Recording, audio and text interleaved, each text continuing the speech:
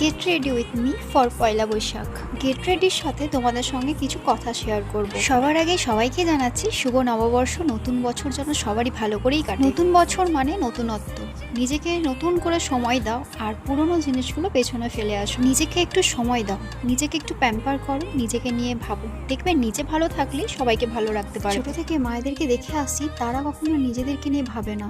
তারা সবসময় ফ্যামিলির কথা চিন্তা করে সারা জীবনটা কাটিয়ে দেয়। আমি সেই শিক্ষাতেই কিন্তু বড় হয়েছি, কিন্তু নিজের মধ্যে একটু পরিবর্তন এনেছি যে নিজেকে কি করে ভালো রাখতে হয়। জানো তো, বাইরে অনেকজনে অনেক কিছুই বলে, কিন্তু সেসব কথা আমি একদমই কান দিই না। কারণ নিজেকে নিয়ে এতটা ব্যস্ত থাকি যে সেসব কথার কান দেওয়ার মতন সময় থাকে না। কারণ তোমার এগিয়ে যাওয়া বা তোমার ভালো কিছু দেখার মতন অন্য কারো সহ্য নাই হতে পারে, কিন্তু সেটা তো তুমি তাদেরকে নিয়ে বসে থাকবে না। যাই হোক, তোমার এগিয়ে যাওয়াটা তোমার উপর ডিপেন্ড করে।